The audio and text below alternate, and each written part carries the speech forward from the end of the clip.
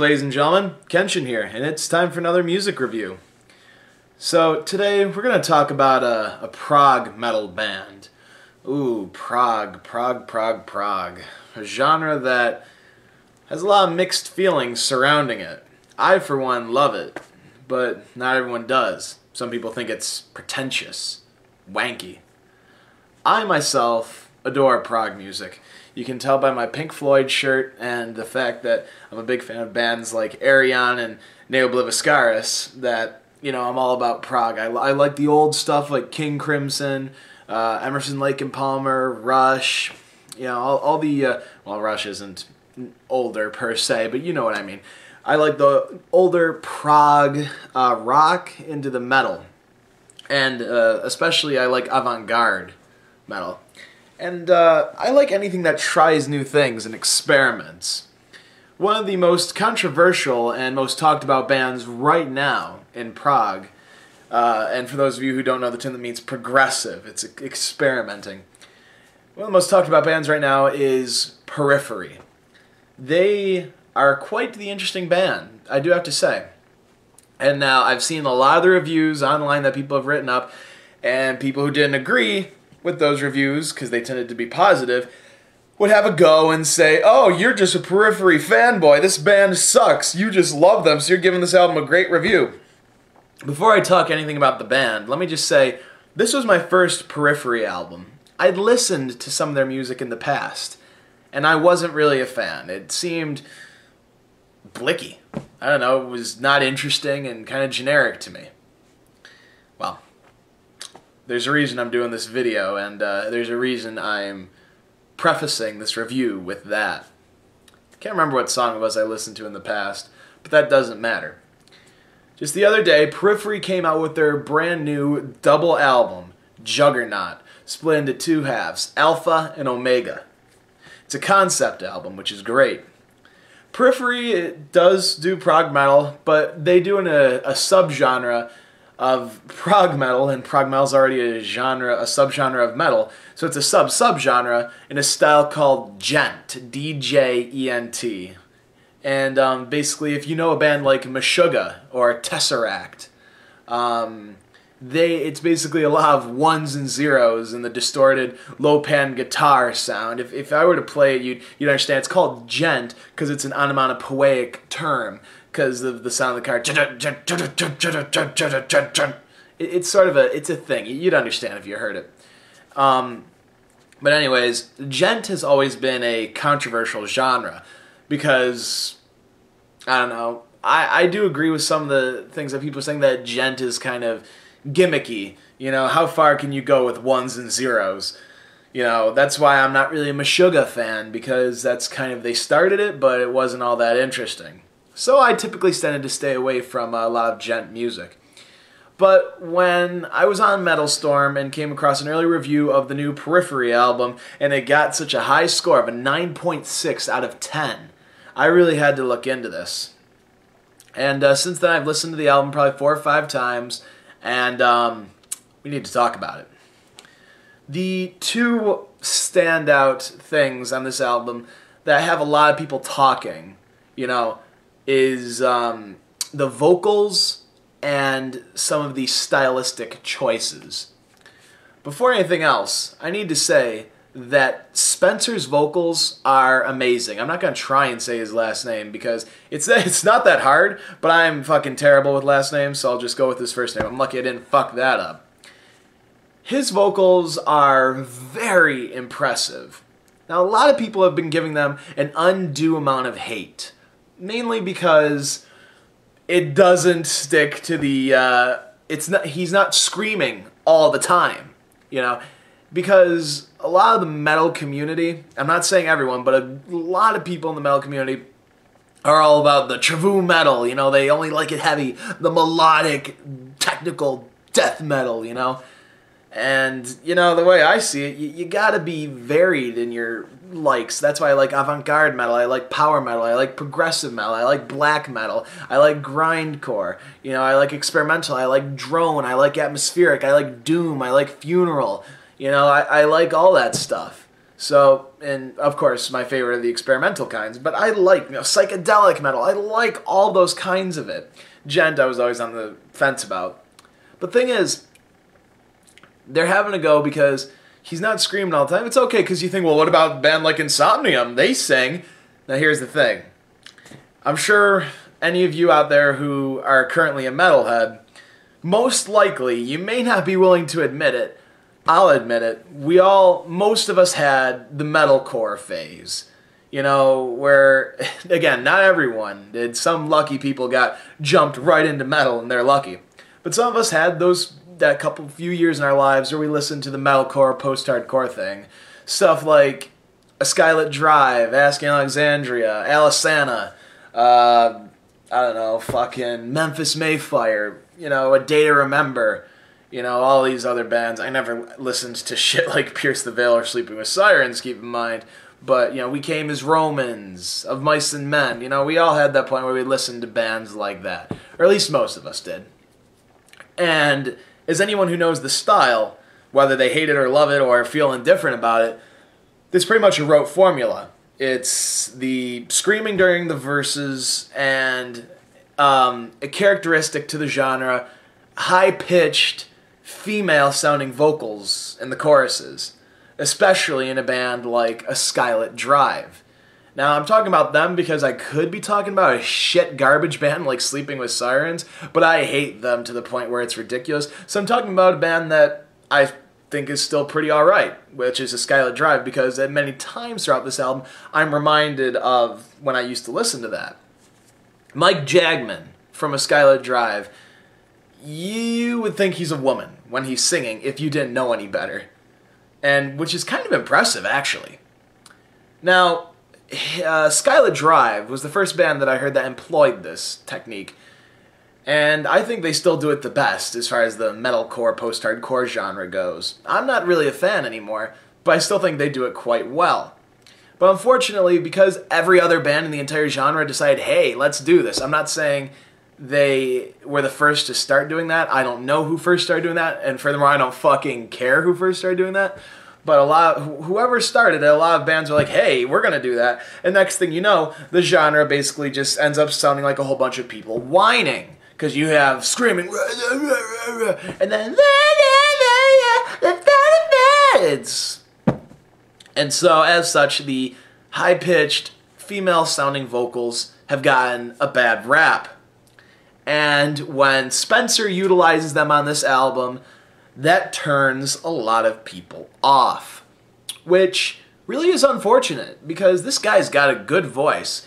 He's very good at singing, whether he's doing the regular singing, whether he's doing the high-pitched singing, whether he's screaming. A track like The Scourge, for instance, that really demonstrates how well he can just go from normally singing to screaming to more maybe the high-pitched and just vary it around. It's just so smooth and works so well. Especially on that track, I've never really felt like screaming in the music was ever emotionally justified. It was just sort of something that came with the genre. But there are moments like on The Scourge, which, it's sort of an exemplary track to discuss, where it felt like in the music and the tone of the song that just really built up to it, and it was key, and it felt like this amazing release, and his harsh vocals and his cleans, they're all wonderful. And that goes hand in hand with the other element that a lot of people don't like. They don't like how the album is poppy at times. So already they're saying, oh, this is emo-core fag shit, just because Spencer does some high-pitched vocals, which I think he sounds great with. And other people having to go because they say it's poppy. I don't really fucking understand what people mean by that. Because I know for a fact none of these songs are ever going to end up on the pop radio station, let alone the rock radio station. It's not going to happen, unfortunately, because this is great music. But I think people say it's poppy because you have these catchy, fun choruses that you could jam along to, It's something you could get stuck in your head. I find myself singing, the chorus from Alpha or Heavy Heart often just because it's catchy and it's fun. And a lot of people of the metal community are having a go at it because they're like, oh, he's got the whiny vocals and it's really poppy as fuck. I don't know what kind of pop you guys are listening to because, well, one, I don't listen to pop in general because that's garbage. And really, I didn't hear any moments of pop on there. It was just catchy, which, you know, need I remind some of you true metal people out there that music, all the way back, even when rock and roll first started, got its catch because it was catchy. It was music that you could jam to. I mean, yeah, sure, metal these days, you know, black metal isn't catchy, it's something to bang your head to. But why should people be having a go at music that's catchy? I don't understand. Periphery is really cool in the way they set themselves apart from the djent genre and make themselves progressive through their use of jazz-style elements. If you're familiar with the band Animals as Leaders, I'm not sure how many of the people from Periphery are in that band, but a handful are. So if you're familiar with the sort of style they employ, then, you know, it's sort of a lot like what Periphery does. It's djent with prog with some jazz influences. If you know a lot of the bands, again, of a prog genre, I'm trying to think of most that comes off the top of my head definitely is a band like Amog Symphony with the album Vector Scan. You know, or that's the most recent. But if you look at the Quantum Hack Code, that was totally jazzy. And it was so cool. Because it combined these heavy metal elements with this sort of groovy vibe. It was really neat. You could jam out to it. Something like Ko with Choirs of the Eye or Hubardo. That had jazz elements to it. Jazz is so polar opposite from metal. But yet, the two genres coalesce perfectly. It's pretty cool. So Periphery takes the jazz part of things, the djent, the metal, and smashes it all together. And I think they've created a fantastic concoction here. There are times on the album, frequently I will say, mainly more on Alpha than on Omega, where it does sort of feel like a throwback to the metalcore days, to the post-hardcore days. You know, it's a feeling of nostalgia of sorts. You know, there's a few points on there where I remember, you know, what it was like. I almost feel like I'm listening to some of it again. But here's the thing. Don't let that statement scare you away. Because whereas a lot of those bands use more simplistic musicianship and lyrics and everything else, and it's all just whiny bullshit, Periphery is, in those moments, when you're hearing it, it's like the best possible way it could have been done. Yeah, sure, you may be hearing it and be like, oh, I remember when Asking Alexandria had a sound like that, or oh, I remember when Skylar Drive sounded like that. It'll call to mind what that sounded like, but it will be 10 times better than the original thing, because I think Periphery is leagues above bands like that. You know, it'll elicit the flavor, but it'll be like, you know, having a fine steak at a restaurant, like a fine steakhouse, and remembering, oh yeah, this is a good steak. I remember that time I had steak at, I don't know, fucking, you know, Fridays or something. Fridays steak isn't nearly as good as a nice steak you're gonna get at a steakhouse. You know, it's alright, but, you know, you're gonna remember, you're gonna associate the two, but the fine steak you're going to have is far better. There'll be a connection, but it will be leagues above. And that's sort of how I place Periphery above those other bands, despite the fact that there are similar flavors and memories as such. But it's really cool because Periphery really have learned how to combine many genre elements. They've got the poppy fun of the choruses, which I love. It's great, because it's not poppy. Fuck that. It's got the jazz, it's got the djent, the jazz, DJA, ZZ, because it's djenty jazz. They got the metal. They got a lot of influences going on there. Definitely a lot of strong prog feelings. And it works out really well. It's a multi-textured, multi-layered, multi-flavored album. Again, it's a double album. It comes in about an hour and 20 minutes. And it's meant to be listened to front to back. Even though it comes on 2 discs, the Alpha and the Omega, it's done, one, it was for production costs, because to make a double set like that, it was more expensive. That because Alpha and Omega are very different experiences from each other. And we're going to get into that now, once I've explained everything about the band. Because we gotta actually get into this album improper. And I don't remember the track list I got here on my iPod here. So, let's get going then, because this is also a concept album. And Periphery haven't quite told us what the story behind it is, and they're letting us figure that shit out for ourselves. So, I'm going to do my best. I've looked on Reddit and seen some interpretations of it. They're pretty good, you know. There's a lot of similarities. But here's my interpretation. It probably sucks, but whatever. We begin the album with a track called The Black Minute. And in this track, it is our protagonist's birth. It's implied that perhaps it is into a cult or something unholy, because there's a lyric about the unholy cathedral, and I love the way it's performed in the second half of the song when he's screaming it. It's just so cool. So possibly this is a infernal birth, a demonic birth, a satanic birth, or some unlawful birth, because it could be, you know, it doesn't have, I've seen interpretations saying this is of a cult or something like that. I don't think it has to be. You know, I feel like perhaps the unholy part of it could just be metaphorical, you know, because a lot of people are taking the cult route to it. Maybe it has something to do with the government. And that's where I think it's going with the name of the next track. The next track is called Mkultra, and it's really heavy through most of it.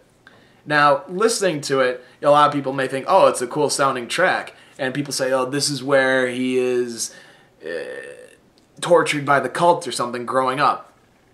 I think it's different than that. I think his birth has something to do. He's created, again, metaphorically, I think perhaps his birth is, he was genetically created by the government, and Mkultra is basically a real thing. It was a government experiment, basically utilizing all sorts of drugs and psychological methods, basically for brain-controlled super soldiers. The U.S. government participated in this, and it's public knowledge. You know, Mkultra basically tried to, using all sorts of psychological, physical, and mental means, was basically trying to create brain-controlled super soldiers. And basically the lyrics of this track seem to be perhaps from the perspective of the government, not a cult, because they're basically saying, you know, take this bruise and take it as a memory, or whatever the lyric is. But basically it seems that our protagonist is being abused and tortured and is suffering in this track. And I believe it's through the painful and unethical and inhumane experimentation by the government in order to create this ultimate killer, you know, going with the title of Mkultra. And it's great. It's a heavy fucking track, you know, whereas a Black Minute just sets the tone. It's great, and this explodes. And then when you're jamming with it, all of a sudden it cuts into this really beautiful jazz interlude, which possibly shows the passage of time, because then you reach into the track Heavy Heart, which is when things start to get a little poppy sounding, but again, air quotes on that, because it's just because the choruses and rhythms and beats are catchy. Because one thing that I've noticed about this album that really I haven't noticed about a lot of others, it was enjoyable. It was fun to listen to. I felt like I was jamming out while I was listening to it. It was fun. I wanted to groove. It was cool. You know, it was fun. And I have a feeling people are misconstruing the element of fun and catchiness with pop, and it really fucking pisses me off. Anyways, Heavy Heart, I feel after the passage of time during the jazz section at the end of Mkultra, the protagonist is now a teenager and is living in government confinement. You know, possibly a sanatorium or an asylum, or basically someplace where they can keep mental watch on him. And, you know, he talks about as the water drips down the window, hear the sound on the radio. Basically, he is trapped in here. He wants out, but, you know, can't do much about it because this is where he is and this is his life. And he's sort of lamenting that and wishes he could go somewhere instead of being trapped here. And then we have the event. Now, I think perhaps the character isn't aware of the experiments that happened during Mkultra, because Mkultra has lyrics. Mkultra has lyrics as if they may be torturing him while he is a baby, because it says, you know, beautiful babe, something about, I can't remember the lyric, but it's all about destroying the mind and abusing the conscious of things. So I have a feeling he may not remember these experiments. He doesn't know why he's trapped there. But when the event happens, it's an instrumental track. I feel like all of a sudden, while he's lamenting his existence, his powers, or whatever it is that Mkultra, the experiment, were to put into him, they suddenly arose. And beside having powers physically, his mind also is split into two halves, which you could say is the alpha and omega. The alpha side of his mind is the kind, loving, caring half that wants the best for himself and humanity, as expressed in other tracks, like Heavy Heart, like Alpha. And the omega half is the Mkultra half, the killer, the psycho half, that wants to murder and cause mass chaos. And I feel that during the event, that's when these powers and personalities arise within the character. We then have the Scourge, which is, again, great exemplary track of the emotional weight of the album and how kickin' it really is, in which our character is now released into the world and is terribly confused and doesn't know how to feel, and the alpha is completely dominated by the omega, and he basically, you know, murders someone or multiple people, and he's trying to come to terms with things as his powers are spiraling out of control. And, you know, it seems partway through the song maybe he calmed it down, then the omega bursts out again, and he is, you know, just basically on a rampage after escaping, and he's not in control of his own actions. We then have 22 Faces, where the, no it doesn't, Alpha is after the Scourge. Alpha is when, basically, after the events of the Scourge happened, he finds himself in some undisclosed location where the omega and the powers, or whatever abilities he may have gone to sleep. And the alpha is in his mind now. And even though he is free, he feels the pain of the omega and is not quite sure what happened, but knows that he is not where he wants to be. He feels he's on the wrong side of something. He wants out. What he doesn't know is that he may be out of the testing facility, but he doesn't know what he wants out of. And I believe that's the bond with the omega. You know, he is trapped inside this. He knows something's wrong, but he doesn't know what. And maybe he doubts himself. And I love the chorus of that song. It is so catchy. You know, it's fun. Stop bleeding on the inside. We are alive. We will something. We'll paint these walls that are. We will paint these walls that are white. And we'll show them we are not blind. I don't remember. I know the first two lines are right. But I've listened to the shit out of it, but when I need to pull it up for a review from memory, it just goes. Go figure, right? Let us paint the walls there, whatever. Basically, it's when the alpha takes over and it's really trying to rid itself of omega. And alpha is a very altruistic, loving, caring personality. And it's basically a very inspiring, very, like, yeah, song. And then you have a song like 22 Faces, where I feel these faces are, again, metaphorical, but perhaps not. Because during 22 Faces, the Omega once again tries to vie for dominance over Alpha, and basically now Alpha is aware of who and what Omega is, and possibly that there may be more personalities within there, thus the 22 Faces, the different personalities. Just like the Scourge is, 22 Faces is a song a lot about internal conflict, because he knows something, the protagonist knows that something is at war inside of him, eating him up. And he knows that it's something he does not want. He wants to be free of it, but doesn't know what it is. It's literally tearing him apart. And the Alpha understands what it's up against now, with the Omega personality in there. Then you hit a song like Rainbow Gravity, where once again, Alpha is able to push Omega back down.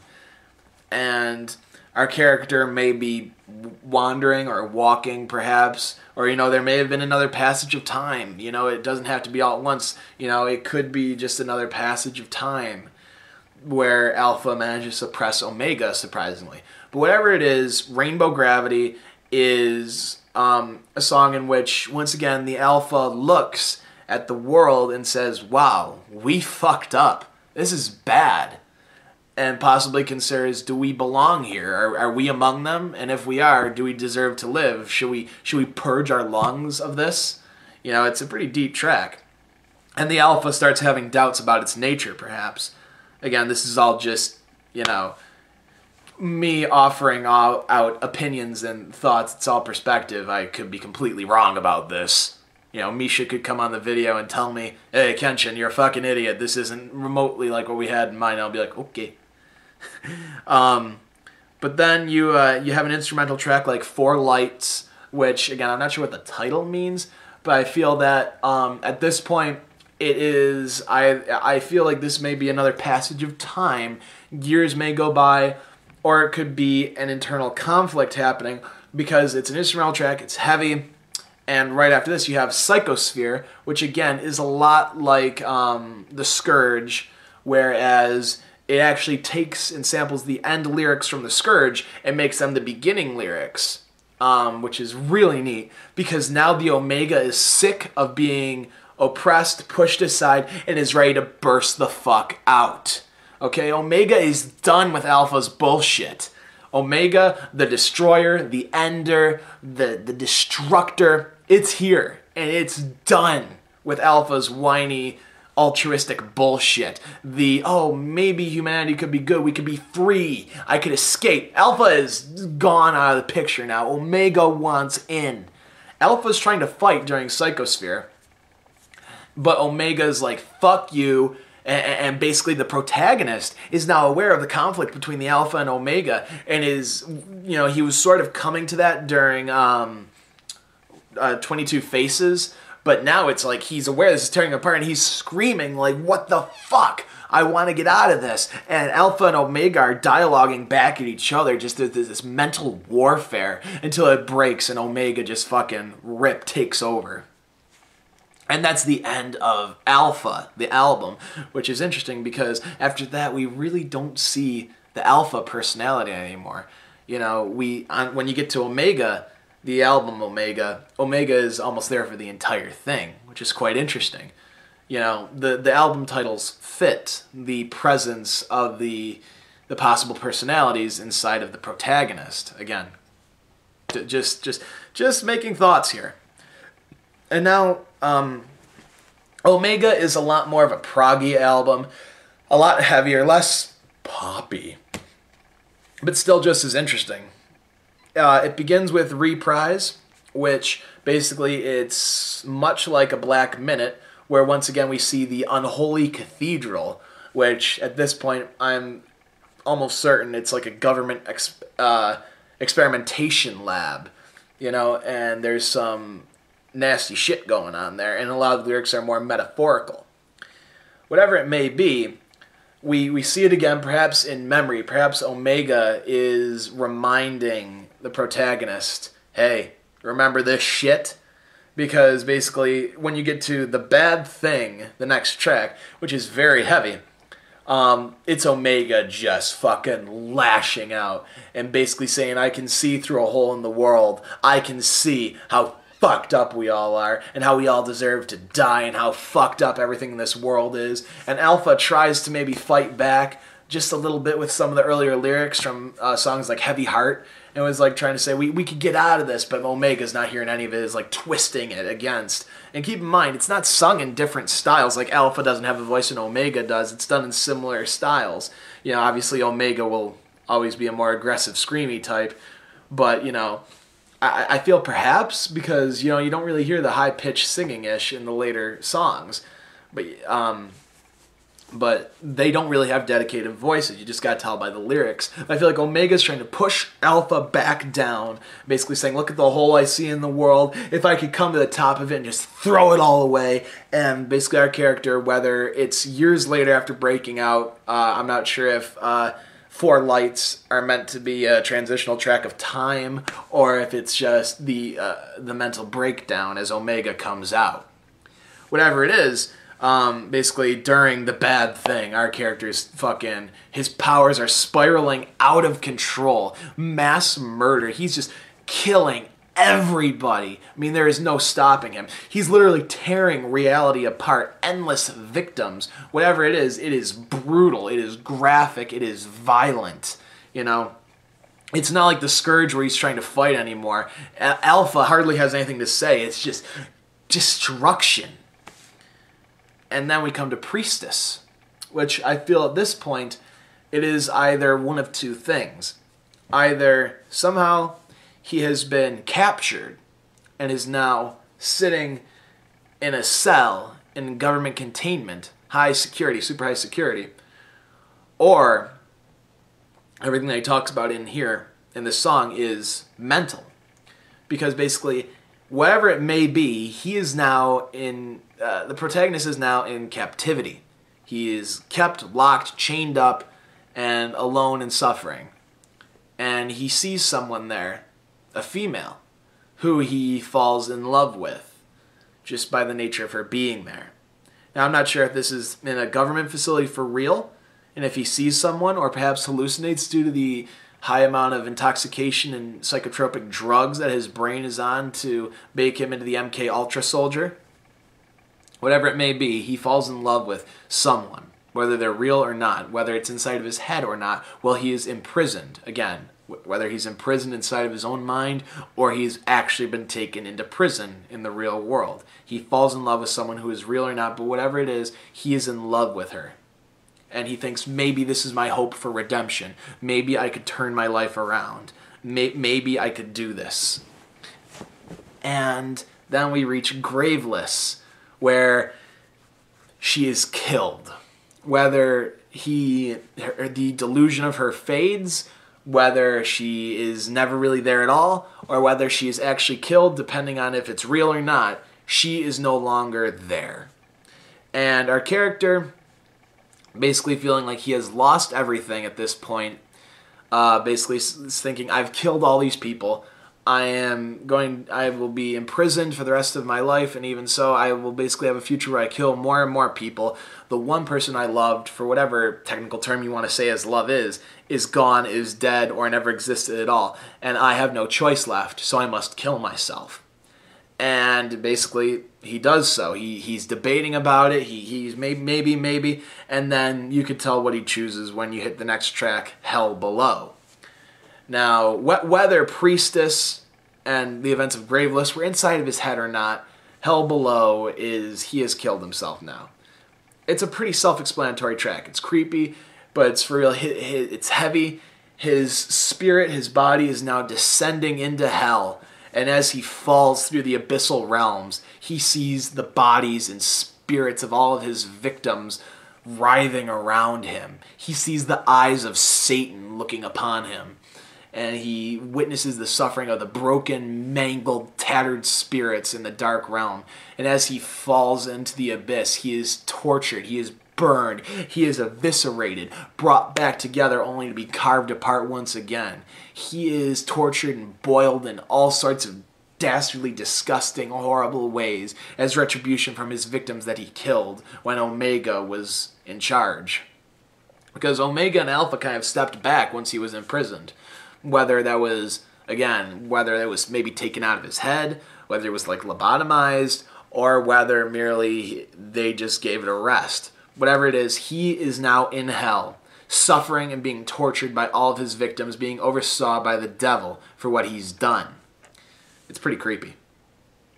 We then move on to the track, Omega, which basically is, again, him journeying. It's an intense physical, mental, emotional conflict. He's wishing, why have I done this? He's realizing, I have damned myself to hell. Will be tortured for eternity here. Why did I choose this? And he is lamenting everything in his life. He's lamenting the early days. He's lamenting killing people.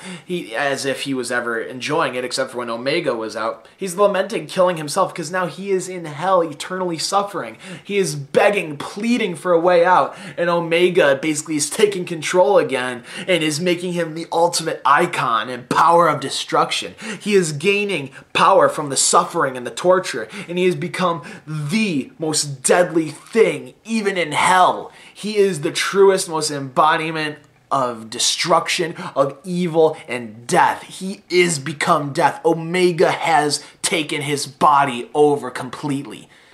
And basically, Alpha, despite the fact that Omega is in there completely, more so than it ever was, like on Psychosphere, Alpha tries to fight back one more time and brings back the lyrics from the chorus of the song Alpha.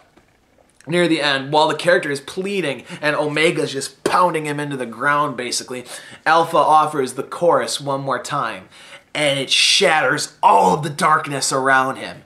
It brings him back, some divine force, whether it be Alpha's true light or there was a god or a being there who saw him suffering there and saw Alpha's light come out. Whatever it may be, Alpha's last-ditch effort to reach for the light worked, and Omega has become suppressed and falls away. And the lyrics about, painting the white walls with color, showing the blind that we can see, having hope, flying off to a better place. Alpha completely takes over again and says, no, we will not suffer like this. We can escape. We will escape. And this is a long track. It's around 15 minutes. So it's intense. It's 12 minutes. It's intense. You feel like you're never going to escape. Alpha is there to stay. You are suffering and making others suffer, but Alpha shows up at the end and saves us. We end with the last track, which is called Stranger Things. And basically, we are no longer in hell, but we may no longer be on Earth either. Wherever we are, whatever plucked our character out of hell and placed him somewhere else. We are possibly on the other end of the cosmos, because in the lyrics it says we're in a different place and time. Basically, we have escaped hell. We can see it behind us. We're no longer there.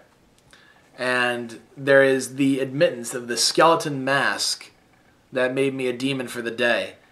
It is the acknowledgement of Alpha, of Omega, and Alpha inside, and sort of makes us realize that inside of us we have our Alpha and our Omega, the good and the bad, the beginning and the end. Sometimes we aren't who we really are. We wear a mask, a skeleton mask, something that is not us and is perhaps something ugly. And it changes us into a demon for the day, for the time that we wear it. Who the fuck is pulling into my front driveway? Sorry about that, folks. I'm looking outside and I'm seeing cars go by and pulling up in my driveway and on the street, and I don't know what's going on. But anyways, it makes us realize we all have this Alpha and Omega inside of us. The good and the bad, the evil, the virtuous. We are both at some point. The masks that we wear make us appear different for what we may be, because it asserts that ultimately we may be good, but we oftentimes wear masks that depict us as something grisly and gruesome and dark and horrible. And it makes us like that for a temporary time, for a day perhaps, for more. But whatever it is, we may have our theoretical descent into hell. We may have our sufferings. We may have our losses. We may have all of this, but whatever it may be, acknowledging is the only way to ever get past it. Our character is left to an unknown future, an unknown possibility of what may happen as he sails off into unknown territories. He's escaped hell, but we don't know if he's escaped Alpha and Omega. Rather, Omega. Alpha's okay. He's acknowledged both of them, is conscious of it, and off to unknown futures. But something interesting is linked in there where, as Stranger Things ends, if you take the first moments of A Black Minute and reverse them, you'll get the ending of Stranger Things, and vice versa. The album works in a continuous cycle. So, who knows if this was all a delusion under the Mkultra project that he was receiving due to psychotropic drugs, or if it'll all happen again, or if he's caught in a reality time loop, basically. This album's story is really hard to dissect, especially because Periphery really have left it up to us to try and interpret it before they say anything, which is pretty cool. Again, I could be told by them or the fans that you're completely fucking wrong, go fuck yourself, and hey, okay, I'll do it, I'll go upstairs right now, I don't care. But that's my interpretation of it, and the music goes with it. One thing that I really love is that different licks, different notes, different riffs, lyrics, they make different appearances at different times throughout the songs. Like the lyrics from the end of the Scourge appearing in Psychosphere and the different instrumentations appearing in different songs. It creates a really... it creates a really interesting and dynamic interplay lyrically, musically. It makes it feel like a possible battle is being fought, even if it's not like an aggressive... It's a subconscious battle at times where Alpha may be trying to assert over the Omega and vice versa, whether it be in the music or lyrics. It creates a continuous experience that flows together and goes back and forth, and perhaps even time is convoluted. It's hard to say, but basically it beautifully interweaves and intertwines, and things are previewed early on that show up later on the album, and vice versa. It really works well because you feel like, oh, I remember that. Or, you know, you basically hear something and think you'll never hear it again. Then you hear it near the end and you're like, oh. And maybe if you hear something near the end and then you go back and listen to it, you're like, oh, that was in the beginning. You know, it's really cool. And basically this album is meant to be listened to continuously. You know, try and pick it up in person. Really, it's really good. But if you're going to be a scumbag and go and torrent it, at least do yourself a favor and look for a gapless version. I mean, for God's sake, you think you should buy the damn thing. But if you insist, get a fucking gapless version of it, because it needs to be listened to without the beginning and ending padding on the MP3s, because I know they're out there, okay? You know, I know that there's gapped version and gapless version. You need to hear the gapless version, but you should buy it, first and foremost.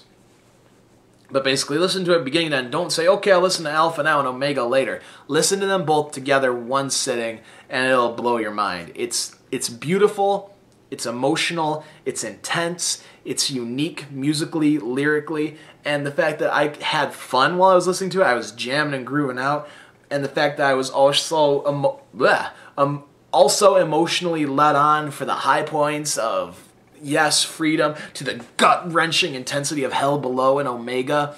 It was a really dynamic, fun, and enjoyable album that I've wanted to go back and listen to so many times ever since I heard it, and I'm probably going to go listen to it again now.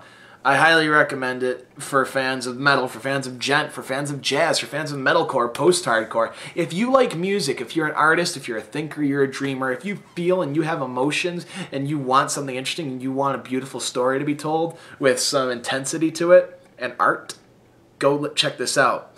Go check it out. It is Periphery, Juggernaut, Alpha, and Omega.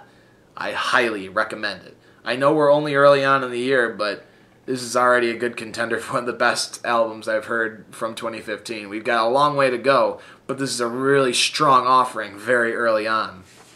And now keep in mind, remember I said when I started this, I didn't like what I heard from Periphery originally? If you were of that same vein, check this album out. It may surprise you. It definitely surprised me.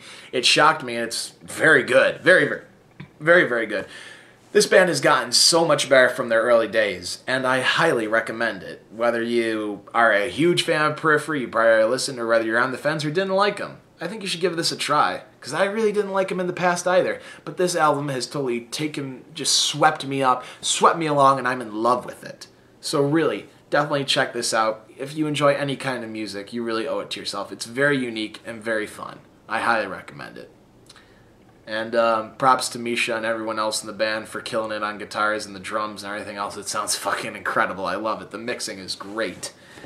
Other than that, that was a really long review, but I hope you guys enjoyed it. I hope you guys will enjoy the album. I'm Kenshin. I'm peacing the fuck out. See you guys later.